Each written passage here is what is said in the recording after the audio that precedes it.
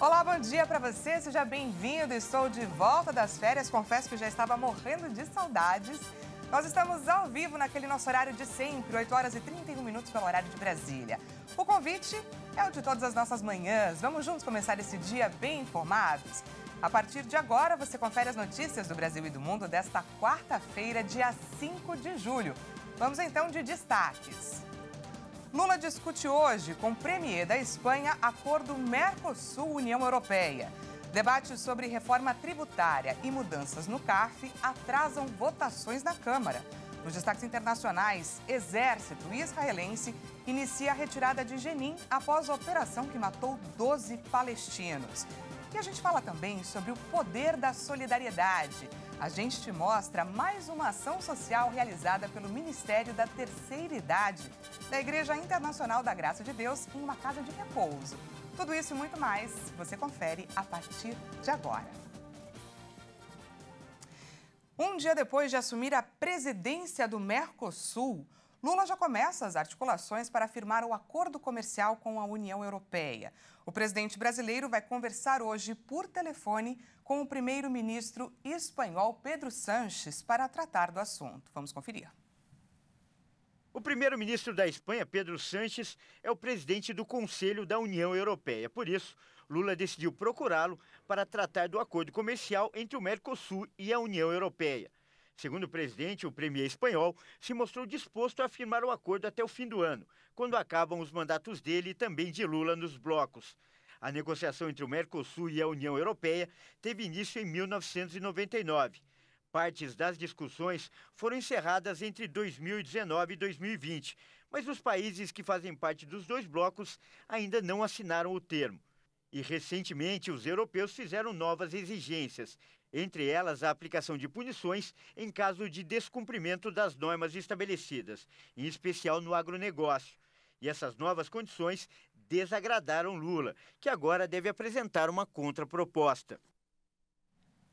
E vale destacar que o presidente do Uruguai, Luiz Lacalle Pou, não assinou o documento final do encontro de líderes do Mercosul. Ele aproveitou o momento também para criticar o regime venezuelano e defendeu que cada país deve negociar acordos comerciais sem que isso ocorra com o bloco inteiro. E o advogado Cristiano Zanin foi oficialmente nomeado ministro do Supremo Tribunal Federal. A nomeação para o cargo foi publicada em edição do Diário Oficial da União.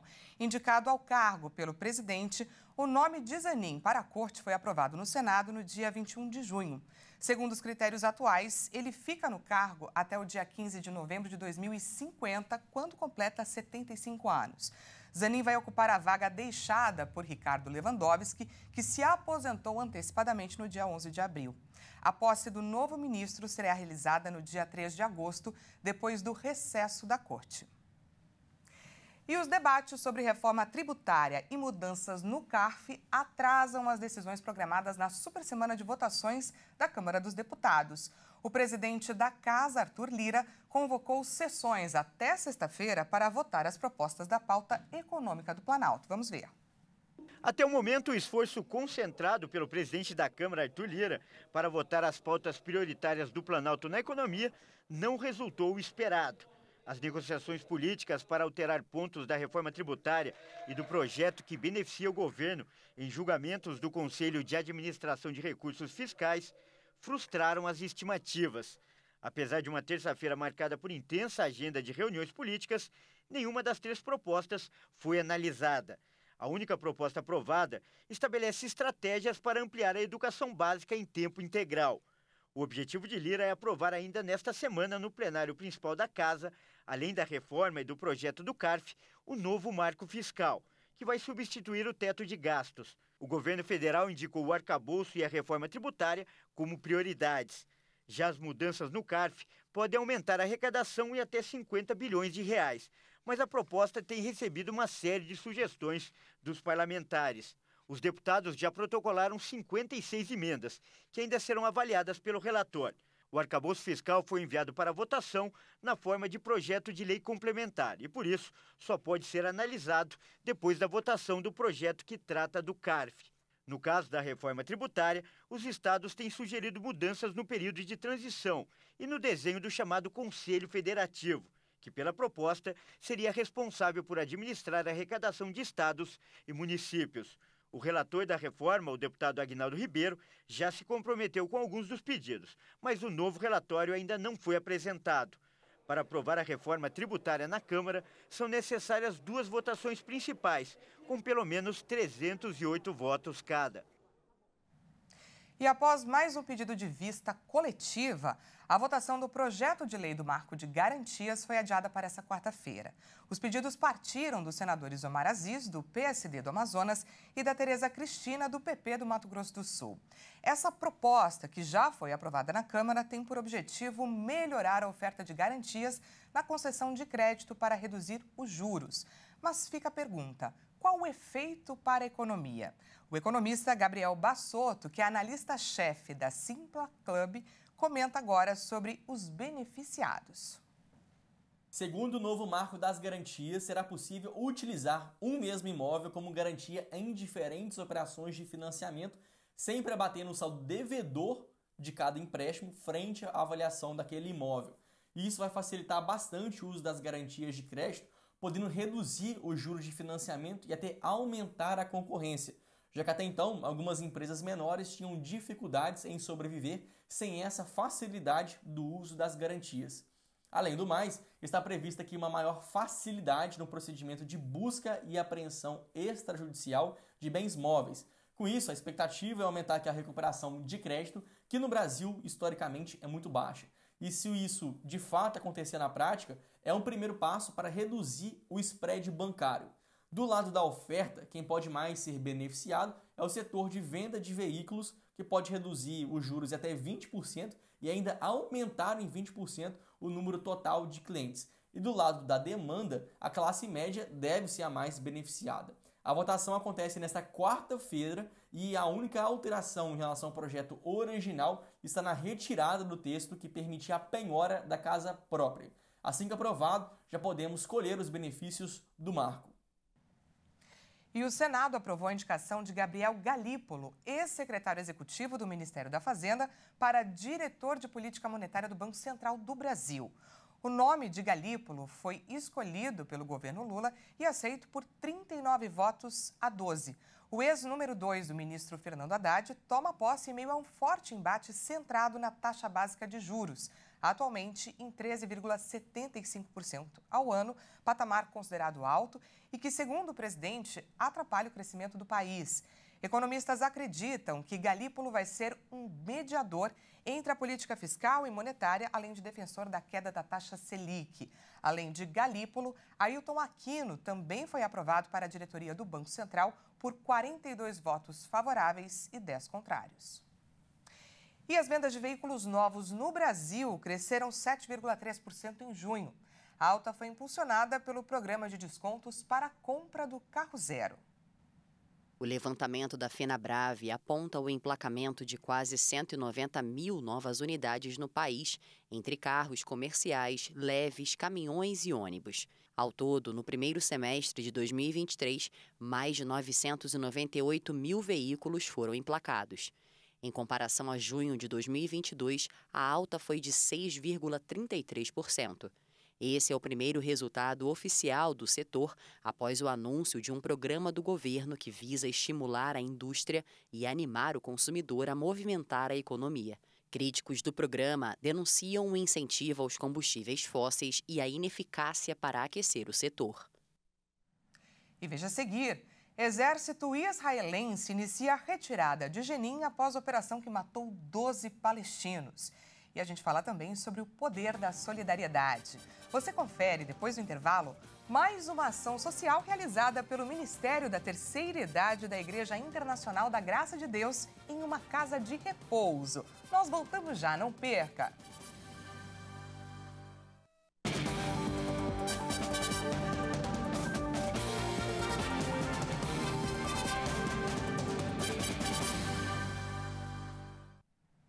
Estamos de volta e ao vivo na manhã desta quarta-feira, 8h43 pelo horário de Brasília. Voltamos com os destaques internacionais para você. Um pó branco que foi encontrado dentro da Casa Branca e que levou ao fechamento temporário de parte do complexo presidencial foi identificado pelo Corpo de Bombeiros de Washington como cocaína. Vamos ver. O serviço secreto confirmou que foi encontrado um item desconhecido que levou ao fechamento de parte do complexo da Casa Branca por precaução, enquanto oficiais da Divisão Uniformizada do Serviço Secreto investigavam um item desconhecido encontrado dentro da Ala Oeste, uma área anexa à mansão executiva, onde mora o presidente e inclui o Salão Oval, a sala do gabinete e a área de imprensa, além de escritórios e espaço de trabalho para assessores e funcionários do presidente norte-americano Joe Biden. Na ocasião, ele não estava na Casa Branca. De acordo com o serviço secreto do complexo, o Corpo de Bombeiros determinou que o item não era perigoso, porém foi realizado o teste que resultou em uma barra amarela, apontando que a substância encontrada é cloridrato de cocaína. Ao mesmo tempo, as autoridades estão avaliando como a substância entrou na Casa Branca, já que centenas de pessoas trabalham ou passam regularmente pelo local. E o exército israelense iniciou a retirada de Jenin após uma operação que matou 12 palestinos. Nesta segunda-feira, teve início a maior incursão militar já registrada em anos no norte da Cisjordânia, território ocupado por Israel desde 1967. Um soldado israelense também morreu em uma troca de tiros. Israel realizou ataques aéreos contra a faixa de Gaza nesta quarta-feira. Segundo o Exército, o bombardeio foi uma resposta aos 5 foguetes que foram disparados da faixa de Gaza em direção a Israel. Os artefatos teriam sido interceptados com sucesso, informou o Exército. As tropas israelenses começaram a se retirar de Jenin na noite de terça-feira após uma operação de grande envergadura, na qual 12 palestinos morreram no norte da Cisjordânia ocupada.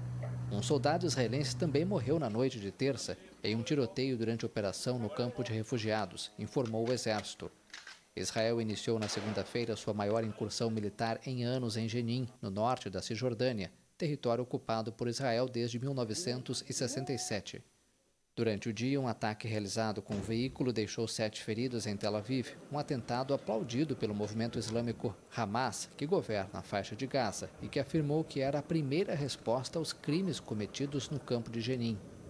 O autor do atropelamento, um palestino, também esfaqueou vários pedestres. A polícia declarou que o palestino era um morador da Cisjordânia e foi morto por um civil.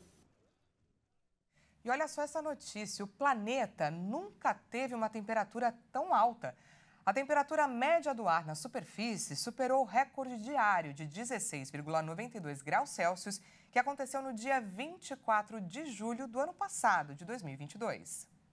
A segunda-feira, 3 de julho, foi o dia mais quente em nível mundial desde que as medições tiveram início, superando pela primeira vez a média de 17 graus, segundo dados divulgados nesta terça-feira pela Administração Oceânica e Atmosférica dos Estados Unidos.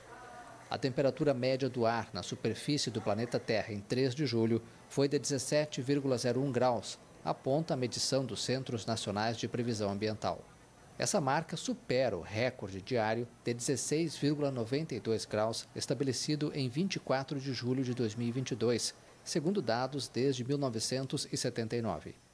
De acordo com a Administração Oceânica e Atmosférica dos Estados Unidos, a temperatura do ar, que oscila entre 12 graus e 17 graus aproximadamente em média durante o ano, era de 16,20 graus no começo de julho, entre os anos de 79 e 2000. O recorde tem que ser confirmado por outras medidas, mas pode ser quebrado rapidamente, uma vez que o verão está apenas começando no hemisfério norte. No início de junho, as temperaturas médias globais foram as mais altas já registradas nesse período pelo Serviço Europeu Copérnicos. Essas observações são uma possível antecipação do fenômeno El Niño, geralmente associado ao aumento das temperaturas globais, somado aos efeitos das mudanças climáticas. E esse aumento de temperatura se reflete por todo o planeta. Olha só, a capital do Uruguai, Montevidéu, está sob risco iminente de ficar sem água potável. O governo anunciou que só resta 1,8% de água no reservatório de Passo Severino, que é um dos mais importantes do país, que abastece metade da população. Não há previsão de chuva para os próximos dias. Com isso, espera-se que em 2 semanas o reservatório fique totalmente seco. O imposto para a produção e venda de água mineral foi zerado, com o lançamento de um programa de distribuição do produto para a população mais pobre. Há 2 anos, o Uruguai vive uma crise hídrica e meteorologistas estimam que as chuvas só voltem ao país em setembro. No começo de junho, diante da iminente seca, o governo decidiu abastecer a população com água retirada do estuário do Rio da Prata, oferecendo uma água imprópria para o consumo nas torneiras de Montevidéu. Desde o início de maio, as casas da capital uruguaia recebem na torneira uma água com gosto estranhamente salgado. Para não interromper o abastecimento hídrico diante da seca em seus reservatórios, a instituição responsável pela distribuição de água no país decidiu fornecer aos habitantes uma mistura de água potável com água retirada do estuário do Rio da Prata. A entidade teve de alterar os níveis máximos aceitáveis de sódio e de cloreto na água. A medida foi tomada com um acordo do Ministério da Saúde, o que provocou uma onda de protestos, como os que tomaram as ruas de Montevidéu. E vamos falar agora de polêmica no futebol. Um comunicado divulgado nesta quarta-feira oficializou a saída do técnico do PSG do comando do time. Christophe Galtier chegou a ser detido no mês passado por acusações de racismo. A nota afirma que a decisão foi tomada em conjunto depois de uma temporada em que o clube de investimentos milionários conquistou o campeonato francês, mas ficou pelo meio do caminho na Copa da França e na Liga dos Campeões da Europa. O espanhol Luis Enrique, que trabalhou com Neymar no Barcelona, é apontado como favorito para suceder Galtier, que foi detido junto do filho na semana passada em meio a uma investigação por suspeitas de racismo quando era técnico do Nice. Em meados de abril, a Justiça iniciou uma investigação por suspeitas de discriminação racial ou religiosa quando ele trabalhava no time do sul da França durante a temporada 2021-2022. O caso estourou quando o jornalista independente Romain Molinar e a rede RMC Sports revelaram a existência de um e-mail atribuído ao ex-dirigente Julien Fournier, com quem Galtier manteve uma péssima relação. O técnico teria afirmado que não poderia haver tantos negros na equipe e comunicou que queria limitar ao máximo o número de jogadores muçulmanos. E agora, entrando mais no tema esporte, a estreia do Brasil no Mundial de Futebol Feminino será apenas no dia 24, contra o Panamá, mas a seleção já está em solo australiano. Vamos ver. A CBF informou que as atletas seguiram em um ônibus para Gold Coast, onde se preparam para disputar a Copa do Mundo Feminina 2023. O trajeto entre Brasil e Austrália durou pouco mais de 24 horas, com uma parada para abastecimento em Papeete, capital da Polinésia Francesa. De acordo com a Agência Brasil, o primeiro treino das selecionadas pela sueca Pia Sundhage vai ser na quinta-feira, às 11 horas, 22 horas de quarta-feira, no horário de Brasília. A estreia do time, liderado pela craque Marta, que vai disputar seu 6º Mundial, vai ser no dia 24, contra o Panamá, na cidade de Adelaide. As brasileiras que sonham com um título inédito estão no grupo F do torneio, que também conta com França e Jamaica. E nesta terça-feira, o Ministério da Terceira Idade da Igreja Internacional da Graça de Deus realizou mais uma ação social e missionária em uma casa de repouso. A instituição, que atende 19 idosos, recebeu as doações que vão suprir as necessidades neste mês de julho. Vamos conferir como foi. Foi um dia mais do que especial na Casa de Repouso Vozelinda, na zona norte de São Paulo.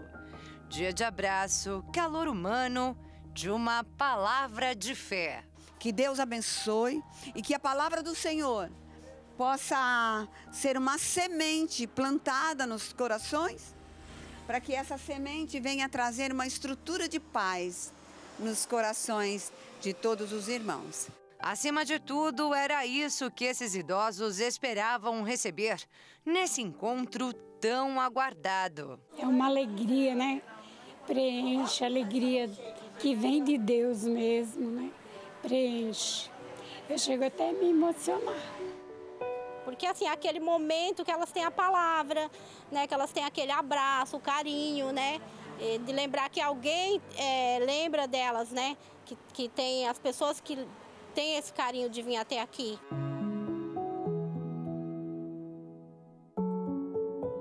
A gente costuma dizer assim, que tudo colabora, né, para nós estarmos ali trazendo a palavra de Deus a estes que não têm condições de ir mais para suas igrejas, né? Mesmo que seja próximo, não dá. Então, a igreja vai até. A terceira idade está fazendo isso. Nós estamos preparando pessoas para estarem nesses lugares e atendendo esses nossos irmãos idosos, né? Quanto tempo, né, que eu não ia na igreja? Desde quando deu esse problema, não deu mais para sair. Nem casa tinha mais. A senhora não pode ir até a igreja, mas a igreja vem até a senhora. É aqui, em nome de Jesus, né?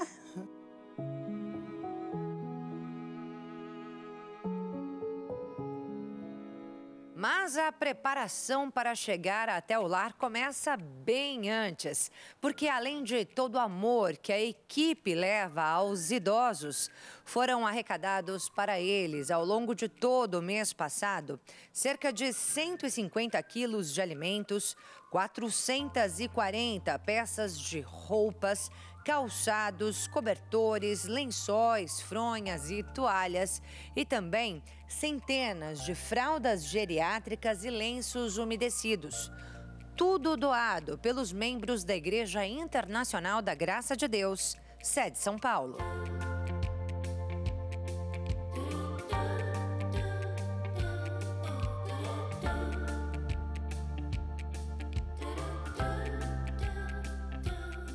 E é uma casa que depende das doações? Sim, eu dependo dessas doações.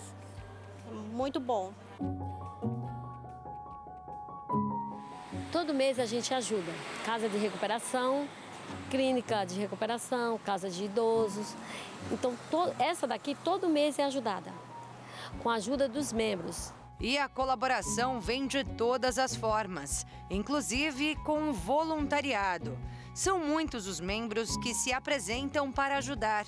Para isso, participam de um curso preparatório para visitas em casas de repouso e afins. É muito gratificante ver que o amor pela terceira idade já está nascendo desde os jovens.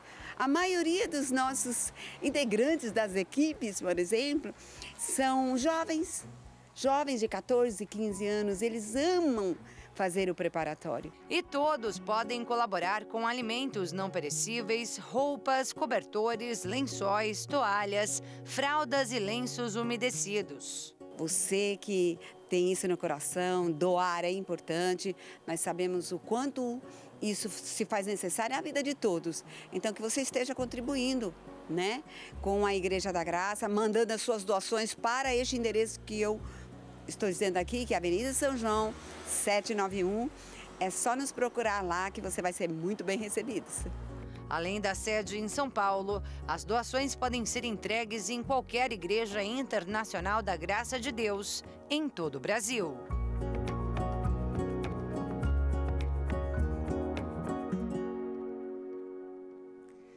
Olhar para o outro, estender a mão para o outro é um trabalho mais do que necessário que a Igreja Internacional da Graça de Deus realiza com louvor. E é muito bacana, né, ver o brilho no olhar de quem recebe, de todos que são agraciados. E é com essa mensagem que eu termino essa edição de hoje e te convido para continuar ligado na nossa programação, que às 10 horas eu volto com mais informações. Uma ótima quarta-feira para você e até daqui a pouco.